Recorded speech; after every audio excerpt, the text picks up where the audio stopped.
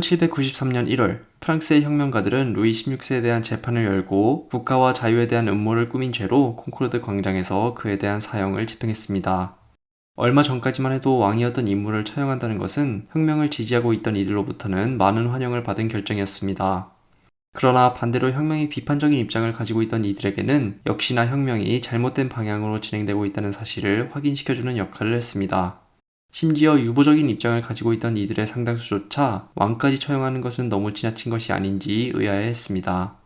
따라서 루이 16세를 처형한 것은 결과적으로 혁명을 지지하는 진영과 지지하지 않는 진영이 보다 분명하게 나뉘는 결과를 불러왔습니다.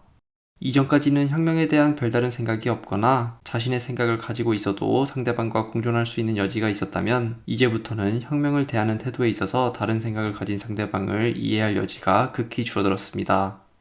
이런 혁명의 극단화는 프랑스 내에서뿐만 아니라 외교 관계에 있어서도 드러났습니다. 왕을 처형함으로써 프랑스의 혁명가들은 국내적으로만 그런 것이 아니라 외교에 있어서도 돌아올 수 없는 강을 건넜습니다. 다른 국가들에서 집권하고 있던 왕들의 입장에서 봤을 때 왕까지 처형한 혁명의 물결이 자국 내로 퍼질 것을 우려하지 않을 수 없었기 때문입니다. 루이 16세를 처형하기 전에도 이미 오늘날의 독일 서쪽과 이탈리아 지역에서 전투들이 벌어졌지만 이제 본격적인 전쟁을 피할 수 없다는 것은 모두가 알고 있었습니다. 따라서 루이 16세를 처형한 지 열흘 남짓밖에 지나지 않은 2월 1일, 프랑스는 선제적으로 영국과 네덜란드에게 전쟁을 선포했습니다. 프랑스가 이렇게 전쟁에 뛰어든 것은 공식적으로는 자국에서 일어난 혁명을 외세로부터 보호하고 외국에서 구체제로부터 억압받고 있던 다른 민족들에게 자유를 필두로 한 프랑스 혁명의 이념을 전파하기 위함이었습니다.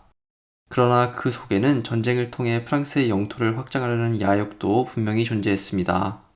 프랑스의 영토 경계는 바다, 라인강, 그리고 알프스에 위치해 있다는 혁명의 지도자 당통의 말은 사실상 예전에 루이 14세가 목표로 했던 영토 확장과 크게 다르지 않았습니다.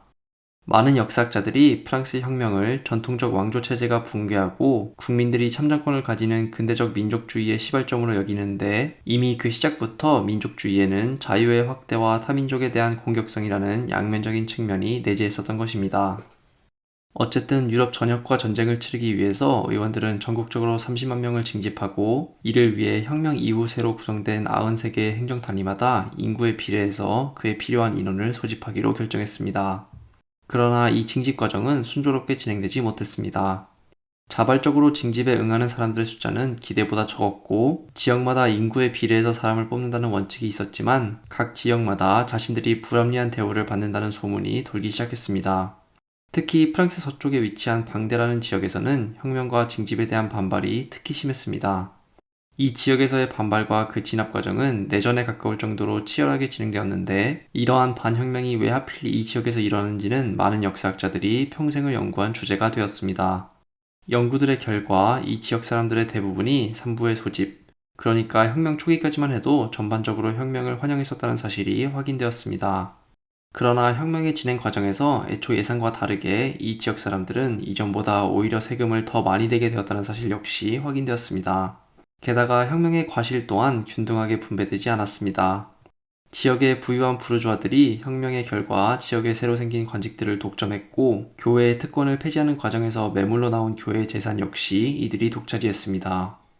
따라서 혁명에 반감을 가진 성직자들과 귀족들이 반혁명의 구호를 외쳤을 때 많은 농민들이 여기에 합류할 수 있었던 것입니다. 귀족과 성직자에 맞서 제3신분이 반발하면서 시작된 프랑스 혁명이었지만, 혁명의 과실을 다시 제3신분 중에서 극히 일부였던 부유한 부르주아들이 독점하면서 나머지 대다수의 제3신분 농민들이 오히려 귀족과 성직자에 다시 합류하는 역설적인 현상이 일어난 것입니다. 그리고 방대에서 가장 극렬하게 혁명에 대한 반감이 분출되었지만 리옹, 툴루즈, 포르도, 그리고 마르세유와 같은 프랑스의 다른 지역에서도 비슷한 현상들이 목격되었습니다. 한편 농촌에서 이렇게 혁명에 대한 반발이 곳곳에서 폭발하고 있을 때, 파리에서는 혁명의 주도권을 누가 쥘 것인지를 둘러싸고 치열한 투쟁이 벌어지고 있었습니다. 의회 내에서는 그래도 아직까지는 지롱드라 불리는 중도파에 가까운 이들이 다수를 차지하고 있었지만, 전쟁과 준내전을 겪으며 상황은 변화하기 시작했습니다. 특히 혁명이 시작된 이후 3년 가까이 풍년이 들었다가 1793년 다시 흉년이 들면서 주식인 빵 가격이 급격하게 오르고, 당시 프랑스의 화폐 가치가 50% 가까이 하락한 것은 큰 경제 위기로 다가왔습니다. 시민들 사이에서는 경제 위기를 이용하는 투기꾼들을 비난하는 전단지가 돌기 시작했고, 빵을 비롯한 생필품에 대한 가격 상한제를 실시해야 한다는 목소리가 커지기 시작했습니다. 그리고 중도파에 가까운 지롱들이 투기꾼들과 결탁하여 이를 막고 있다는 소문이 돌았습니다. 마라와 같은 급진파는 가격 인상이 곧 혁명과 공공선에 대한 배신이라고 맹비난했습니다. 이런 혼란스러운 상황에서 당시 30대 중반이었던 로베스피에르는 의회의 권력을 임시적으로 무력화하려는 시도를 했습니다.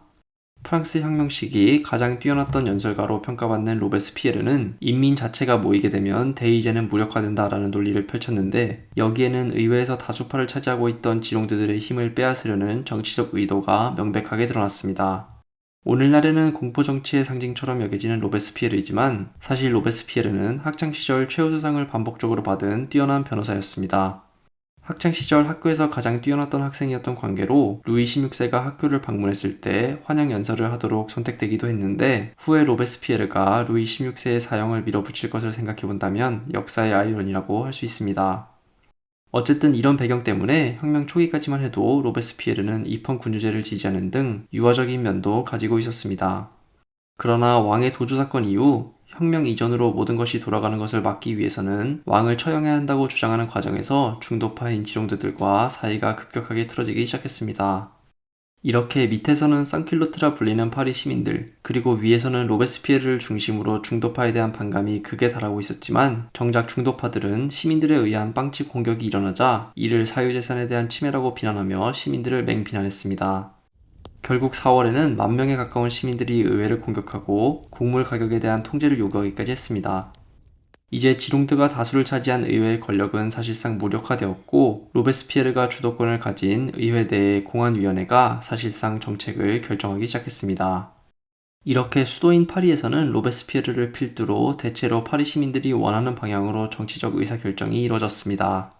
그러나 이는 앞에서 살펴본 것처럼 여러 지방에서 혁명에 대한 반감이 심한 상황에서 수도와 지방, 그리고 프랑스와 외국 사이의 혁명에 대한 입장 차이가 더욱 극단화되는 결과로 나타났습니다.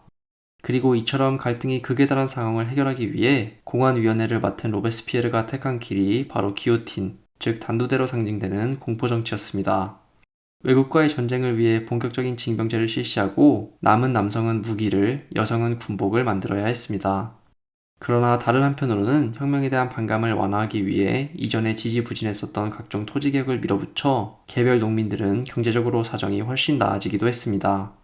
특히 외국으로 도주한 귀족이나 성직자가 남기고 간 토지를 몰수하고 그에 딸린 본거적 권리들을 가차없이 폐지한 후 농민들에게 저렴한 가격으로 분배한 것은 결과적으로 프랑스의 토지 제도가 근대화되는 것에도 큰 역할을 끼쳤습니다. 때문에 로베스피에르와 그의 공포정치가 지나친 폭력성으로 인해 혁명 그 자체의 명분을 약화시키고 혁명에 대한 불신만 키웠는지, 혹은 로베스피에르가 없었다면 이전까지 이뤄졌던 프랑스 혁명의 성과들이 모두 물거품으로 돌아갔을 것인지의 문제는 로베스피에르 이후 200년이 지났음에도 불구하고 많은 사람들이 치열하게 논쟁하는 지점이 되었습니다. 어쨌든 공포정치가 수많은 사람들의 피로 물들었었다는 것은 분명한 역사적 사실입니다. 로베스피에르는 쌍킬로트들이 요구한 대로 상품을 사재기하거나 모아놓고 팔지 않는 상인들에게 단두대에서의 사형을 시행하도록 했습니다. 여기서 한 걸음 더 나아가 이전에 귀족이었던 이들이 가졌던 모든 관직이 몰수되었습니다. 뿐만 아니라 쌍킬로트들은 축적할 수 있는 재산 그 자체의 상한제를 요구하기까지 했습니다. 이들은 자신들의 요구사항을 관철시키기 위해 의회를 물리적으로 점거하는 행동을 반복했습니다. 다른 의원들이 주저하고 있을 때 로베스피에르는 쌍킬로트 6,000명으로 구성된 혁명군을 조직하고 이들에게 상인들과 고리 대금업자에 대한 가격 통제의 임무를 맡겼습니다. 게다가 혁명의 적으로 의심되는 이들을 조사하고 처벌할 수 있는 법도 제정되었는데, 당연하게도 이는 그 기준이 매우 막연했습니다. 이제 이전에 귀족과 성직자였던 이들, 그리고 제30문 중에서 경제적으로 비교적 부유했던 이들이 집중적으로 박해를 받기 시작했고, 이 과정에서 수많은 이들이 분명한 절차 없이 단두대에서 처형되었습니다. 1793년에는 새로운 헌법이 채택되었지만 이 헌법은 전쟁이 끝날 때까지 그 시행이 유보되었습니다. 대신 공식적으로 혁명정부가 평화가 찾아올 때까지 프랑스의 권력을 잡았습니다. 그리고 이는 사실상 로베스피에르가 최고 권력을 쥐었다는 것을 의미했습니다. 이제 본인이 말한 대로 혁명의 적에게는 자신의 신념을 바꾸거나 단두대에서 죽음을 맞는 양자택일밖에는 남지 않았습니다. 모든 윤리적 그리고 물리적 힘을 혁명이라는 민족의 목표를 실현하는 데 집중시키는 것이 정부의 과제가 되었고, 혁명의 목표는 선한 시민을 보호하고 민족의 적을 괴멸시키는 것이었습니다. 로베스피에르의 이러한 조치들은 일견 성공을 거두는 것처럼 보였습니다. 1793년 말이 되면 집단적인 단두대 처형이 일어난 끝에 리옹과 툴루즈, 방대에서의 반혁명은 진압되었고 외국과의 전투에서도 승전보가 이어졌기 때문입니다. 그러나 이는 다르게 말하면 공포 정치를 이어나갈 명분이 약해졌다는 것을 의미하기도 했습니다. 이 시점부터 공포 정치의 대상이 이전에 있었던 반혁명파가 아니라 의회 내에서 로베스피에르와 공포 정치의 우려를 표했던 이들에게로 옮겨오기 시작했습니다.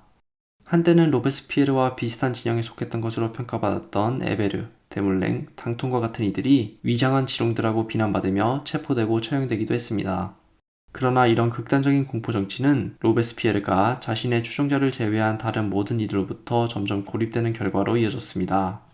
로베스피에르 본인을 제외하고 의회에 있었던 모든 의원들이 자신들조차 언제든 처형될지 모른다는 공포심을 가지게 되었기 때문입니다. 이미 1794년 3월에 두 차례나 로베스피에르에 대한 암살 시도가 일어났다는 것이 이를 잘 보여줍니다.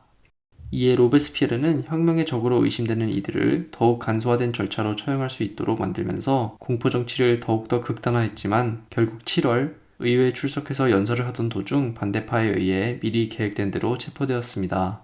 결국 로베스피에르 본인 역시 7월 28일 105명의 지지자와 함께 단두대에서 처형되면서 전국적으로 17,000명에 가까운 희생자를 냈던 공포정치는 끝이 났습니다.